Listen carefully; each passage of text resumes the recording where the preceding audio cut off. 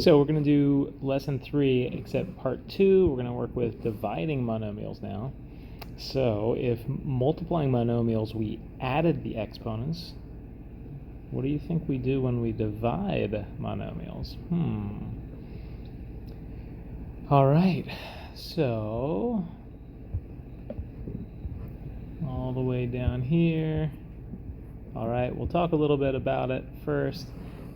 We know that an exponent is just telling you how many times you're going to use something as a factor. So just cut this in half, and we're going to do over here on the right side, we're going to be showing kind of the why behind this rule. Okay, so if we had 4 to the 8th on top for this one, that would be using 4 as a factor 8 times.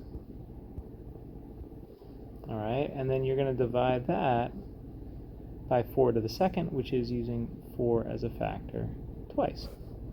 All right, now we know that when we multiply fractions, for instance, if you did 1/2 times 2/3, okay, then you know that you multiply the numerator, 1 times 2, and you multiply the denominator, 2 times 3, right? And you end up getting 2 to the 6th in this case, which simplifies to 1/3. So you take the numerators and you put them together in the numerator here and multiply. Well, we can also go in reverse. If there's 2 factors together, well, we can go backwards and break them into separate fractions. So we could do that here, up here. We can break off all of these. So 4 over 4. We can think of that as times 4 over 4. And then all these other ones would just be over kind of like a 1, because none of those, right? We can do a 4 over 1, a 4 over 1, a 4 over 1, 4 over 1. How many do I have there? Almost got it all. I think that should be it, right? There's still 1, 2, 3, 4, 5, 6, 7, 8, right? And there's 2 in the denominator. So if you were to multiply all the numerators, there'd be 8 4s. All the denominators, there'd be 2 4s. Okay?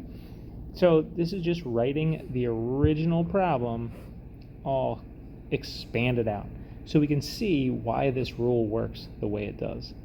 Well, what happens when you have a 4 over 4 and a 4 over 4? Essentially, when we're talking multiplication, they cancel out, or they equal 1. Okay, so that gives us a 1 and a 1. Since we're multiplying by 1, we don't really have to pay attention to them. So how many 4s remain? How many 4s remain? Well, we can look at all these guys up here, and that is 1, 2, 3, 4, 5, 6 4s. So the answer, when we simplify this, would be 4 to the 6th. Well, let's look over here at the original problem. And where does that 4 to the 6th show up? Right? Do you see what we could do with those exponents? All right, what we do is we keep the base, and what do you think? If you said subtract, you're onto it. We subtract the exponents.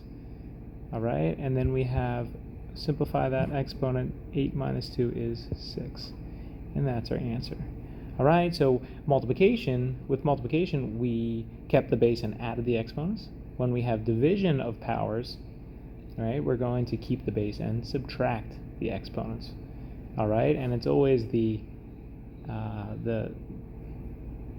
exponent from the numerator subtracting minus the exponent from the denominator. Okay, it's always the top minus the bottom one. The top exponent minus the one from the bottom. Okay, so let's try this next example here.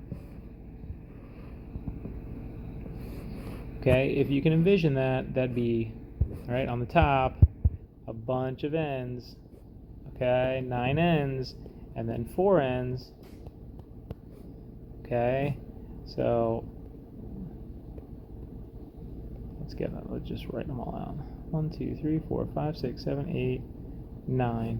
All right, and then if we expand it again, we'd get this one and this one and this one and this one to all cancel out. and these would all be over 1s.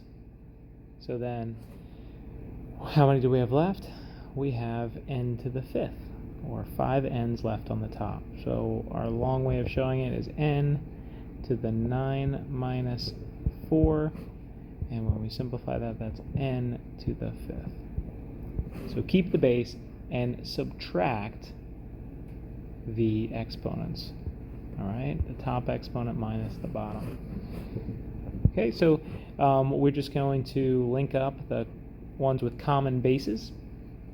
All right, we're going to look at this one. That's going to be 2 to the 5 minus 2 multiplied by 3 to the 5 minus 1 times 5. Now this is a little tricky, but remember, whenever a base doesn't have an exponent, they're going to put a 1 in there. So 5 to the 2nd divided by 5 to the 1 is going to be, we're going to simplify that by 5 to the 2 minus 1. All right, so let's do the subtraction. It's 2 to the 3rd, 3 to the 4th, and 5 to the 1st. And we don't really have to put that to the 1st power, so we can leave that off. And there we have it. All right, now you're going to try these 4 beautiful problems here. Pause, and then get back at it. All right?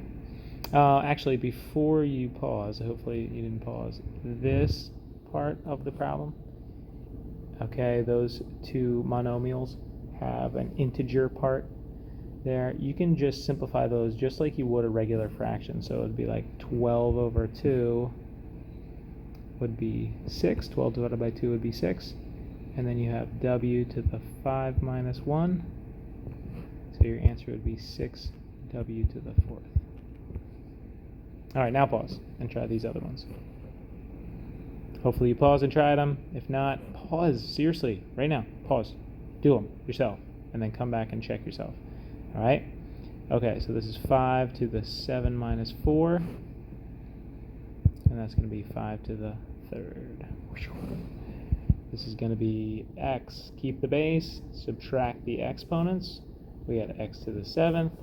And now, wow, look at all this. Okay, we're going to group all the common bases. So that's 3 to the 4 minus 2 times 5 to the 2 minus 1 times 7 to the 5 minus 3.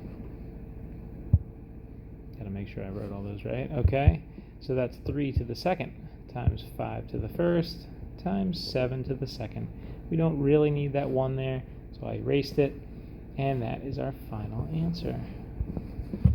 All right, make sure you're showing your work neatly.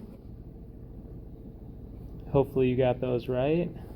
And right now we're just going to skip over those ones to shorten the notes up a little bit. Okay? Good job. Hopefully that went fairly well. It's a pretty simple lesson, but it can get confusing, especially once we add more exponent rules. All right, good luck with your work.